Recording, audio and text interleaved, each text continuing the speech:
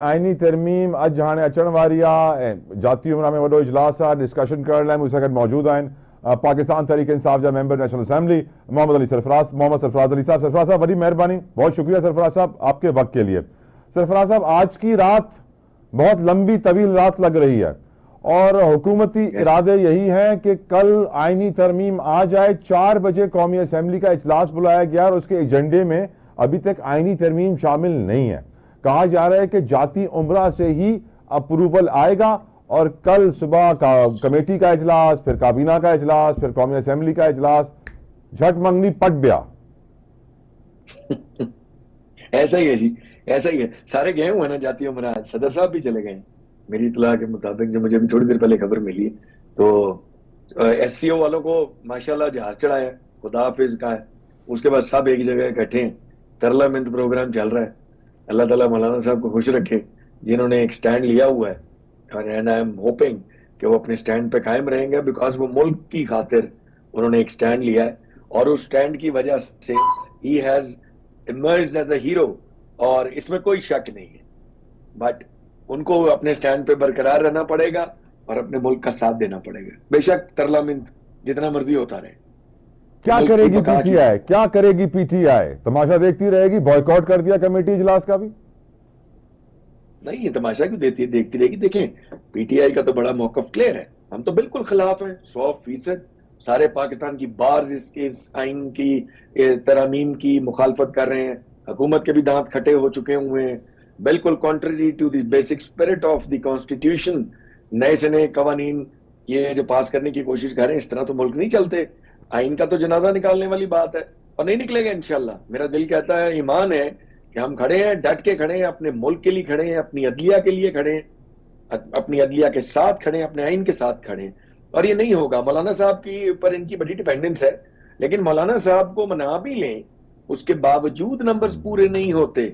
और ये बदमाशी इस मुल्क में फैली हुई है, जिस तरीके से हमारे एमएनए इसको अबडक्ट कर रहे हैं। अभी इतने सारे केसेस हैं, हम तो बता नहीं सकते कि किस किस पे कौन कौन सा जुल्म हुआ।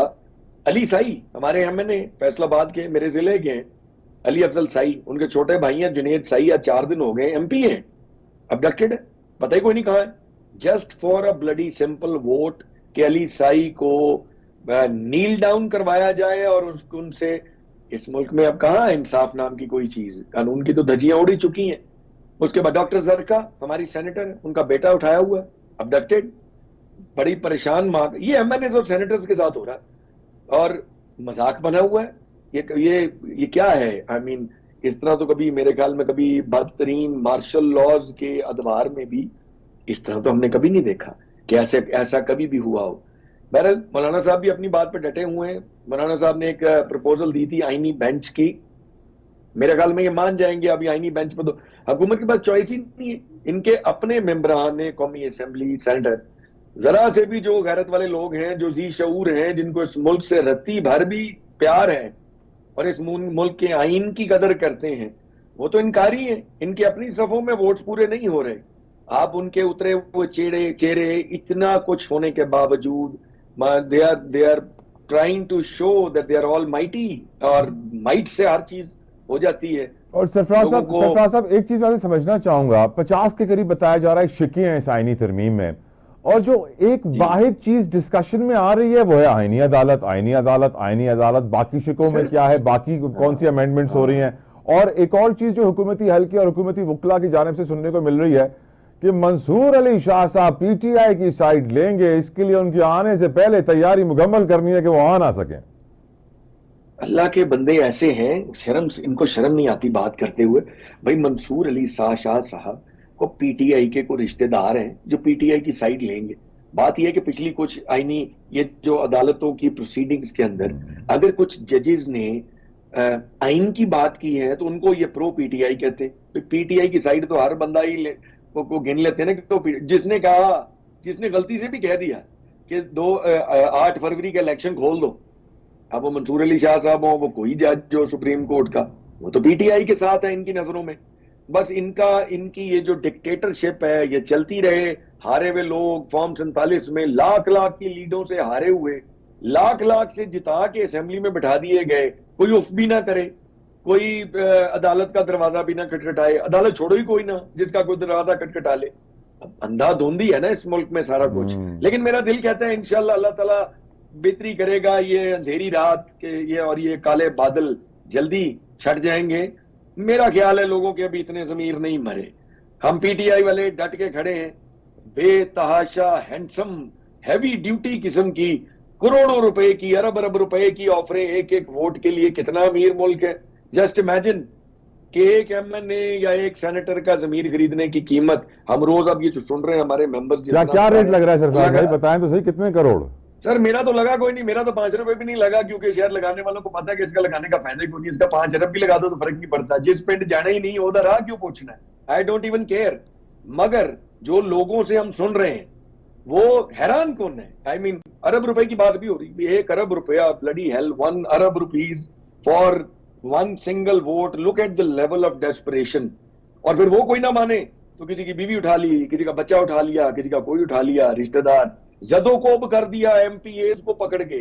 आप सोचें तो सही मुल्क में हो क्या रहा है, अनइमेजिनेबल।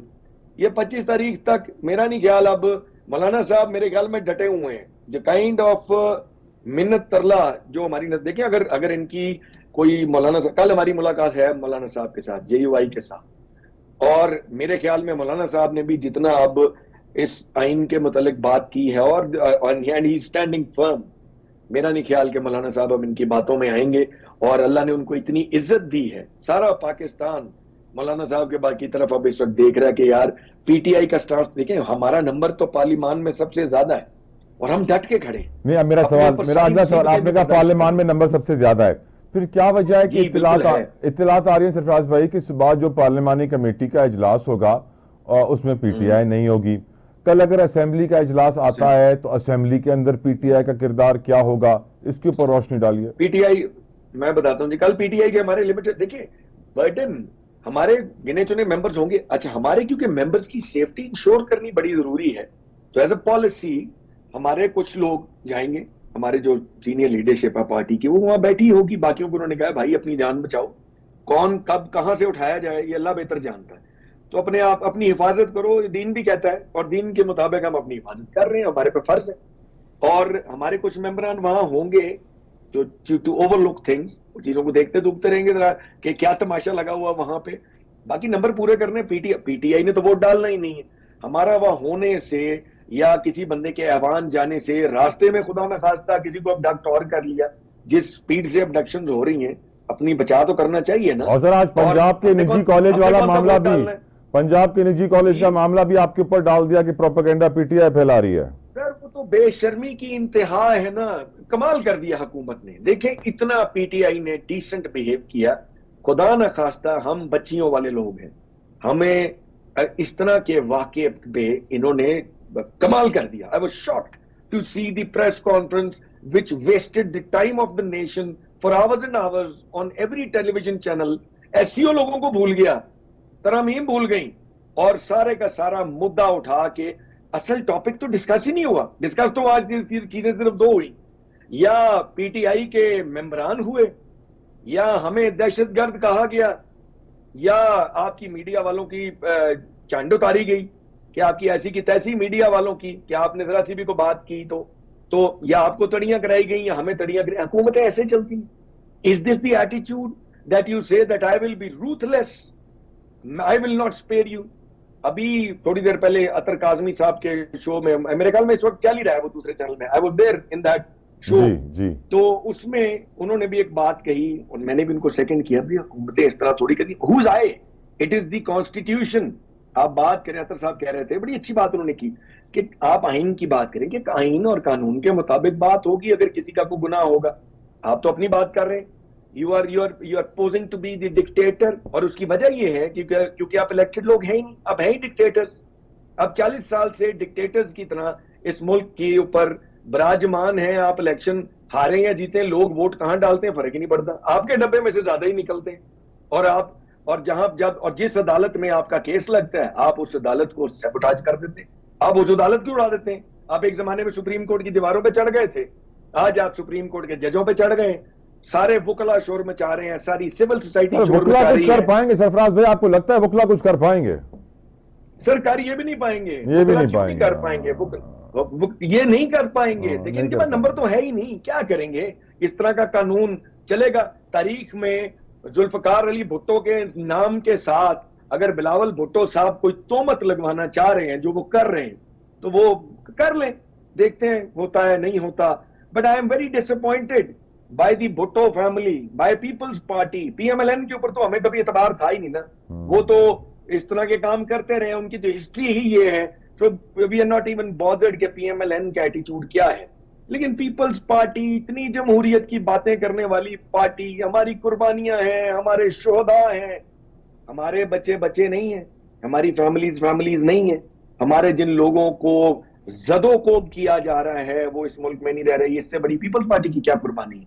कुर्बानियां देने वाली जमात तो पीटीआई है, पीपल्स पार्टी तो बस अपने शोहदा का नाम लेते हैं कि हमारे फलाने शोहदा। ये जो बाकी अदरवाइज जो एज अ होल जो पीपल्स पार्टी है उनकी क्या कुर्बानी? हमारा एक एक वर्कर राइट, लाखों के हिसाब से लोगों ने तशद्दुद बर्दाश्त किया है, और ये मॉडर्न डे में इंटरनेट के दौर में किया है, जब पूरी दुनिया देख रही है, पूरी दुनिया में। मेरे शो पे ना बहुत सारे लोग आके मेरे शो पे बहुत सारे पीटीआई के रहनुमाओं ने इस बात का एतराफ किया है कि आज अगर सोशल मीडिया ना होता तो खान साहब शायद जिंदा भी ना होते। ये सोशल मीडिया की बदौलत है।